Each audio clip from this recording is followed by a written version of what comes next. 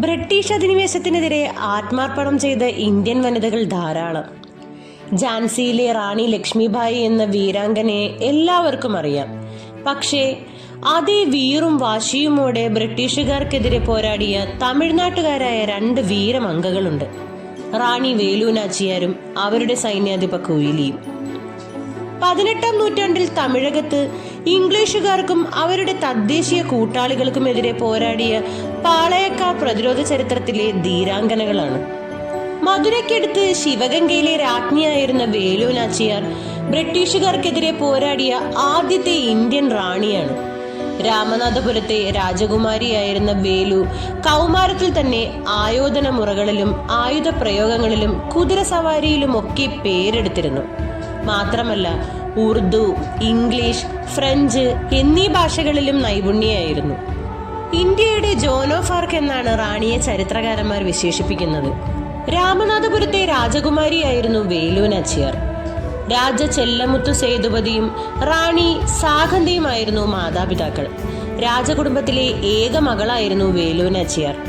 ഈ കുടുംബത്തിൽ ആൺ പിന്തുടർച്ചാവകാശി ഇല്ലാതിരുന്നതിനാൽ രാജകുമാരനെ പോലെയാണ് റാണി വേലു നാച്ചിയാരെ മാതാപിതാക്കൾ വളർത്തിയത്. കുതിര സവാരിയും ആയോധന കലകളും രാജകുമാരി അഭ്യസിച്ചിരുന്നു. യുദ്ധതന്ത്രങ്ങളും രാജഭരണ തന്ത്രങ്ങളും കുമാരിയെ പഠിപ്പിച്ചു. ശിവഗംഗയിലെ രാജാവിനെയാണ് കുമാരി വിവാഹം ചെയ്തത്. ഈ ദമ്പതികൾക്ക് ഒരു മകളും ഉണ്ടായിരുന്നു. ഒരു യുദ്ധത്തിലൂടെ ആർക്കോട്ടിലെ നവാബിന്റെ മകനും ബ്രിട്ടീഷ് സൈന്യവും ചേർന്ന് വേലു നാച്ചിയാരുടെ ഭർത്താവിനെ വധിച്ചു. ഭർത്താവിന്റെ മരണത്തോടെ രാജ്യത്തു നിന്നും തൽക്കാലത്തേക്ക് പലായനം ചെയ്യാൻ റാണി നിർബന്ധിതയായി. മകളോടൊപ്പം ശിവഗംഗയിൽ നിന്നും രക്ഷപ്പെട്ട വേലു നാച്ചിയാർ ഏതാണ്ട് 2 വർഷക്കാലം മൈസൂർ ഭരണാധികാരിയായിരുന്ന ഹൈദർ അലിയുടെ സംരക്ഷണയിൽ ഗിണ്ടിഗലിനടുത്ത് വിരുവാച്ചി എന്ന സ്ഥലത്ത് ഒളിവിൽ കഴിഞ്ഞു. ഈ കാലഘട്ടത്തിൽ റാണി ഗോപാല നായ്ക്കരോടും ഹൈദർ അലിയോടും സഖ്യമുണ്ടാക്കി. ഒരു ചെറു സൈന്യത്തെ കെട്ടിപ്പടുത്ത് അവർ ബ്രിട്ടീഷ് സാമ്രാജ്യത്തിനെതിരെ യുദ്ധം ചെയ്യാൻ തയ്യാറായി. 1780 നടന്ന യുദ്ധത്തിൽ റാണി ബ്രിട്ടീഷ് സൈന്യത്തെ പരാജയപ്പെടുത്തി. കുറെ നാളുകളോളം അവർ രാജ്യം ഭരിച്ചു. ശിവഗംഗയുടെ അധികാരം തിരിച്ചുപിടിച്ച റാണി കുറെ കാലങ്ങൾക്ക് ശേഷം അധികാരം മരുതു സഹോദരങ്ങൾക്ക് പതിച്ചു നൽകി. പിന്നീട് മരുതു സഹോദരങ്ങളായിരുന്നു ശിവഗംഗ റാണിക്ക് വേണ്ടി ഭരിച്ചിരുന്നത്. 1780 വിജയദശമി നാളിലായിരുന്നു ഈസ്റ്റ് ഇന്ത്യ കമ്പനിയുടെ ആയുധപ്പുരയ്ക്ക് നേരെ റാണിയുടെ നിർണായകമായ ചാവേർ ആക്രമണം. അതിന് നേതൃത്വം നൽകിയതാകട്ടെ റാണിയുടെ ഏറ്റവും വിശ്വസ്തയായ സൈന്യാധിപ കുയിലി. സ്വന്തം ശരീരം നെയ്യിൽ മുക്കി ആയുധപ്പുരയിൽ കടന്ന കുയിലി സ്വയം തീ കൊളുത്തി നിമിഷങ്ങൾക്കകം ആയുധപ്പുര കത്തിയമർന്നു. കുയിലി എന്ന അധികൃത ജാതിക്കാരി ചരിത്രത്തിൽ ആദ്യത്തെ ചാവേർ പടയാളിയായി. കുയിലിയുടെ ജീവൻ നഷ്ടമായെങ്കിലും ഇംഗ്ലീഷുകാർ അതോടെ പരിഭ്രാന്തരായി പിന്മാറി. മരുതു പാണ്ഡ്യന്മാരുടെയും പിന്തുണയോടെ ശിവഗംഗ രാജ്യം നാച്ചിയാർ വീണ്ടെടുത്ത് അധികാരം ഏറ്റെടുത്തു. വൈദേശിക അധിനിവേശത്തിന്റെ ആഗോളക്കരുത്തിനു മുന്നിൽ പൊരുതി നിന്ന പെൺകരുത്തിന്റെ കഥയാണ് വേലുവിന്റെയും കുയിലിയുടെയും ഇതിഹാസം. ഭാരതത്തിന്റെ ചരിത്രത്തിൽ രേഖപ്പെടുത്തിയ ആദ്യത്തെ മനുഷ്യ ബോംബാണ് തമിഴ്നാട്ടിലെ ശിവഗംഗയിലെ റാണിയായിരുന്ന വേലു നാച്ചിയാറിന്റെ സൈന്യാധിപയായ സാംബവ വംശയായ കുയിലി. 18-ാം നൂറ്റാണ്ടിൽ ശിവഗംഗ ജില്ലയ്ക്കടുത്തുള്ള കുടഞ്ചാവടിയിലാണ് കുയിലി ജനിച്ചത്. അവളുടെ അമ്മയും അവരുടെ ധീരതയ്ക്ക് പേരുകേട്ടവളായിരുന്നു.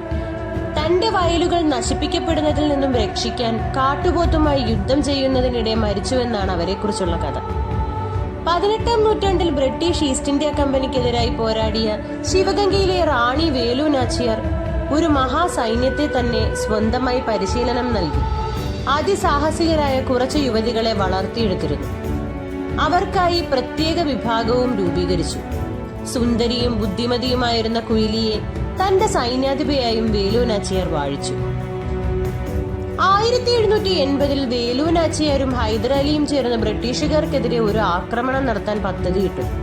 ബ്രിട്ടീഷുകാർ വെടിക്കോപ്പുകൾ സൂക്ഷിച്ചിരിക്കുന്ന ആയുധപ്പുര എങ്ങനെയെങ്കിലും തകർക്കുക എന്നതായിരുന്നു അവരുടെ പദ്ധതി. അതിന്റെ ചുമതല ഏൽപ്പിച്ചത് വേലു നാച്ചിയാരുടെ വിശ്വസ്തയായ പടനായികയായ കുയിലിയെയായിരുന്നു.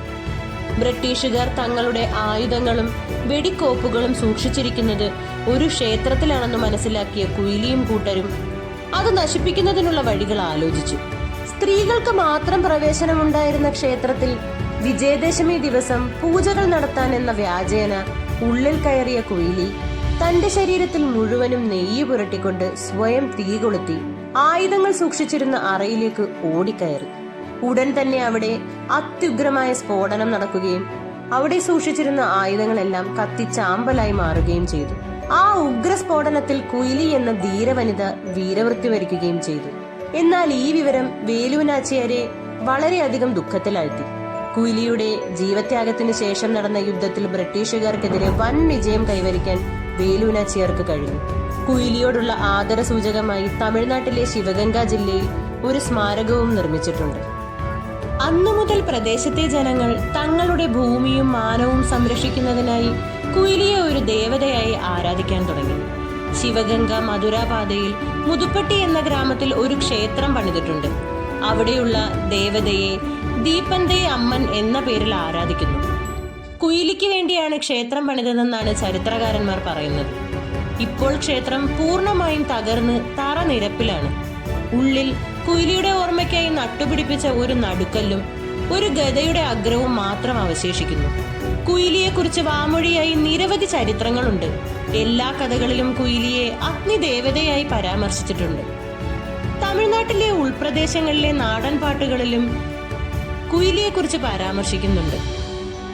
ഇന്നും ബ്രിട്ടീഷുകാരോട് യുദ്ധം ചെയ്ത ആദ്യ ഇന്ത്യൻ വനിത ആരാണെന്ന ചോദ്യത്തിന് നമ്മളിൽ ഭൂരിഭാഗം ആളുകളും ഝാൻസി റാണി എന്ന പേരാകും പറയുക. എന്നാൽ അതിനും കാലങ്ങൾക്കു മുന്നെയാണ് വീരമംഗൈ വേലു നാച്ചിയാർ ബ്രിട്ടീഷുകാരോട് പൊരുതി വിജയം കൈവരിച്ചതും അവരുടെ ധീരയായ സൈന്യാധിപ കുയിലി ചരിത്രത്തിലെ ആദ്യത്തെ ചാവേറായത്. പുതുതലമുറയ്ക്ക് ചരിത്രം പകർന്നു നൽകുമ്പോൾ ഝാൻസി റാണിയോടൊപ്പം തന്നെ ചേർക്കേണ്ട പേരുകളാണ് ഇവ രണ്ടും. മറിച്ച് തമിഴ്നാട്ടിലെ നാടോടി കഥകളിലും നാടൻ പാട്ടുകളിലും മാത്രമായി ഒതുങ്ങേണ്ട ഒന്നല്ല ഈ ധീരവനിതകളുടെ ചരിത്രമെന്ന് നാം തിരിച്ചറിയണം.